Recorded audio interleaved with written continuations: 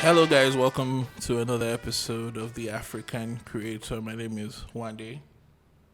My name is Tayo. It seems you're not used to saying this thing yet. I'm trying to figure out. Like I've been rehearsing like nicknames in my head, but it's not working. Okay.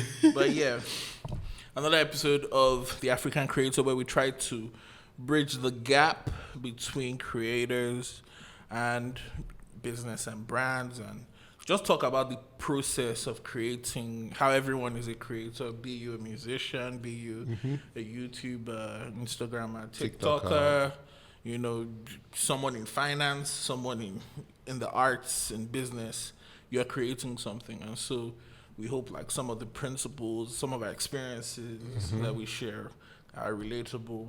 Talk to some guests from time to time and just, talk about everything creation, right? Yeah.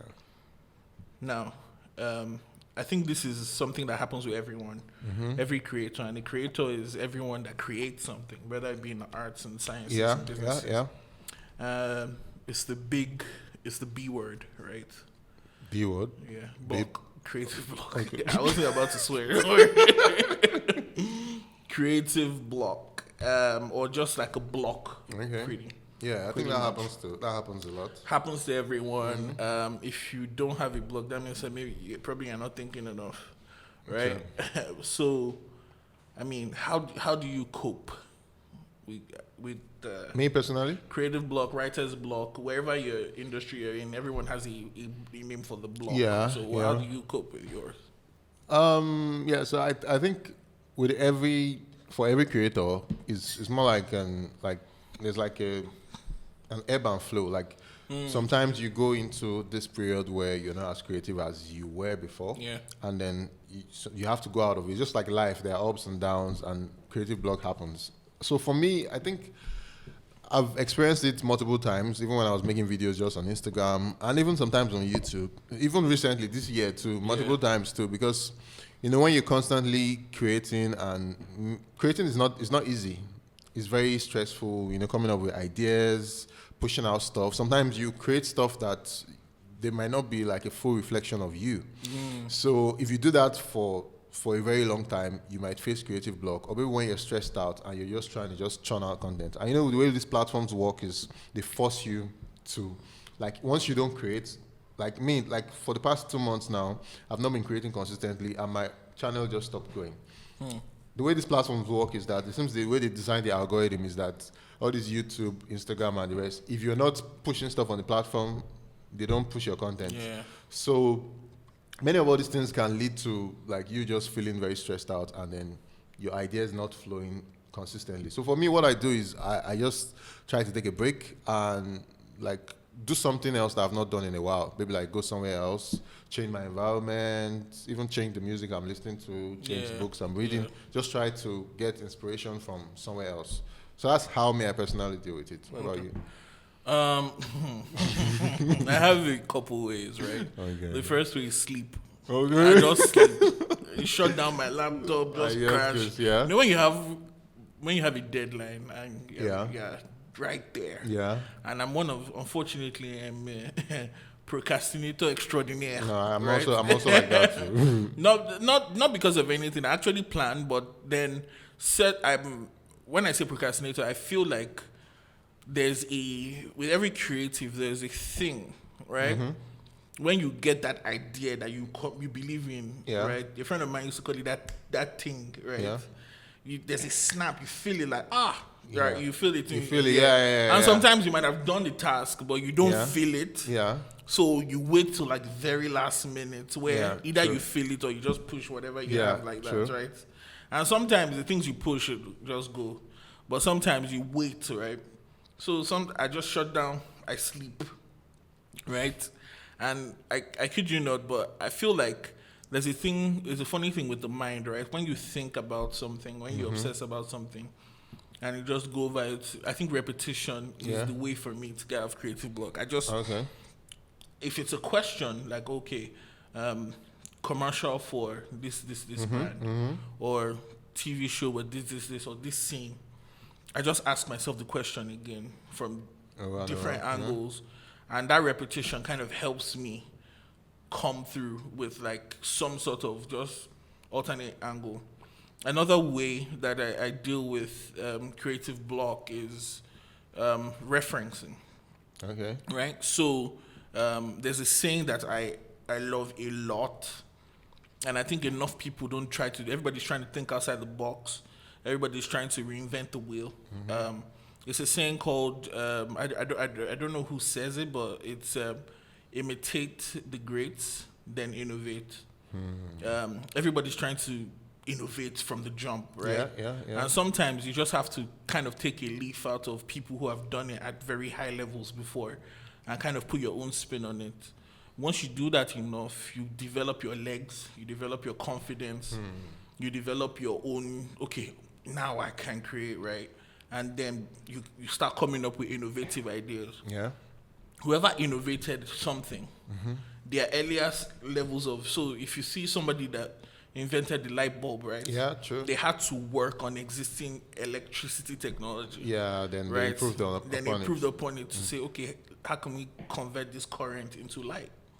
Right? So I think at every point in time, it's not, and please, I'm not saying plagiarism, right? I'm not saying copy and paste, because a lot of people do that. That's a lot, yeah. But I'm talking about leveraging on other people's ideas, referencing. I tell a lot of my guys, right, at the office that we need to embrace referencing a lot. You're not an encyclopedia, right? Yeah. When people say trust your gut, what they don't tell you before trusting your gut is you have to build your gut, right? Sure. Because people just say trust your gut, but if your gut is empty, then bruh, what are you trusting, right? Yeah. But if you've done the homework, if you've done the research, if you've done the it sounded like I was about to say done the if you've done the if you've done the research, if you've done the homework, right? Yeah. That way you can now trust your gut because you've done the graft, right? So what I'm saying is a huge way, and I think is the most important way for me to get rid of a creative block or a creative still is to reference, is to look at what people have done. In the field. And the third, my third is when you said it kind of registered with me, music, right? I'm a big fan of Kanye West. I have a playlist. I have a playlist on YouTube. I can share with you. So, Kanye is a very interesting character, right? Yeah. Very interesting because he has a very I won't say unrealistic because he's a billionaire now, right? Yeah. But he has a very huge estimation of himself, right? Yeah. I've never seen someone as confident in themselves as possible, right? Yeah. And as a creator and as somebody who's, I like to think I'm still figuring things out. There are moments where I'm like, I have blocks and I'm uncertain. And it's not a playlist of music, right? There's some songs in there, but it's a playlist of some interviews, right? Where he's saying the most outlandish things and he's going off on tangents. And then you fast forward to 2-3 years and he's doing it, right? Doing it, yeah. When, he's in debt. Yeah. And in 1 year and in 3 years later, he's a billionaire, right? Yeah. Obviously, I'm not endorsing some of his crazy stuff, but I'm just saying that it's kind of a way where I look at certain characters. I look at Kanye, I look at certain people, I look at Mark Cuban, I look at a couple people who just have a very assured sense of self. And I kind of try to get encouragement because I think sometimes we all feel like there's a bit of imposter syndrome in there, where you're not confident about yourself. Yeah, that happens a lot. And you just need that shock of okay, you can actually do this. Because sometimes it's not that we don't have the ideas, it's just that we're not confident enough to express it. I think also to add to what you said, another way, because as you were saying it now, I just realized another way I also go push through creative block is by just starting. Yeah. Sometimes, especially for me, when I want to script out a video, maybe if it's a very serious video and I want to write out a proper script or a proper story. Sometimes if you're just sitting down and you don't take action, you're not doing anything, in your head it's just oh, this is so difficult, this is so hard. Or even when you want to begin something new, it's you just keep thinking about it in your head. Yeah. But when I go and I sit down in front of my laptop and I just start writing. Even if what I'm writing does not make sense, gradually, inspiration just starts coming. Because if you write the first page and even if you scrap, you've already built some momentum, and suddenly you start getting ideas. It's the same thing too for me when I'm editing videos. It's like, okay, I don't know if you've seen this chart of when a creator is trying to make something, and at the beginning it's like, oh, this is shit. And then eventually the person moves on, oh, okay, maybe this might work. And then eventually it goes up and like, oh, okay, I created something awesome. That's the way it works usually. Absolutely. When it comes to like creating stuff. So I think what I would say too is also like, just start. Just sit down with whatever it is for a couple minutes or hours. And then eventually, if it doesn't work out, then maybe you're going to sleep like Wande said. but eventually, you might get those ideas, and those ideas might come to you. Yeah. It's so funny how different people have different techniques. Right? Like starting, like I've seen you jump, and then things just happen, right? Yeah. Like with this podcast, for example, left to me, it'll probably be coming out in months time. But you have that very personality of like, you know what, let's just go. And it works. For me, and I think life is about balance, right? Yeah. For me, I'm almost the opposite, right? Yeah. I was just having a conversation with my friend today. That's why this podcast is going to work out. Because it's almost the opposite, because I obsess. Yeah. Like about the little details in my head and like look at like 15,000 alterations. Like, okay, like he spent too much time agreeing on the color of the logo. I was like, just use yellow and let's move on. Exactly. That's another example, right? The way I can talk about it is like, you know, in this is a nerdy detour, like, you know, in Avengers, right? When Doctor Strange is like doing all the calculations of all the permutations. That's how it works. I feel like that's who sometimes I don't sleep. Me, I'm more of Iron Man, just attack. Just move. Oh yeah, that. So I think those methods, and sometimes you need people.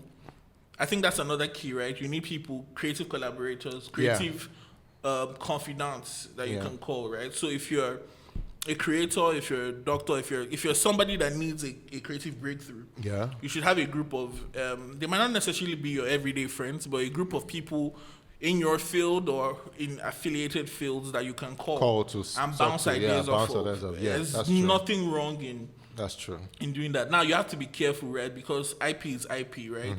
Mm-hmm. You don't want to give or gift away your ideas. True. But that's why you should have trusted confidants, people that you can talk to, bounce ideas off of. And, you know, I have a bunch of people that if you check our WhatsApp messages, it's literally, and it's random. Like, we might not even talk that whole day, and I just drop a link, and they already know what I'm asking them, you know, and vice versa. And I think that's important, having creative or having collaborators or confidants that you can bounce ideas off of. And they might not even be from your field, right? They might use, if you're from the arts field and you can send it to somebody in a scientific background and they've calculated and they've given you like a logical answer, right? And so on and so forth. So I think that would be another way of getting past like a block. I'm talking about this, as you said something now, you also like resonated with me, like asking your friend who is in this scientific background. Like, I feel everything is connected. And there's something to learn from different people as long as they are into like the process of creating. It's just like the same way you have a process you follow, I have a process I follow. Yeah. As long as we can bounce ideas off each other, there's a lot to learn from each other, to learn from the other person whenever it comes to creating. Yeah. So, I mean, I think also we like to do this new segment called Highlighting a Creator of the Week, or we'll find a name. Oh, yeah, true. We'll find a name Creator for of the Week. You've already said it now. Creator of the Week. Okay. Creator of the Week. Again? So it's see, I'm calculating, but you've jumped. So it is Creator of the Week stamped. Yeah. Right? Talking about Creator of the Week, my Creator of the Week is an Instagram reeler / TikToker whose name is Rodney.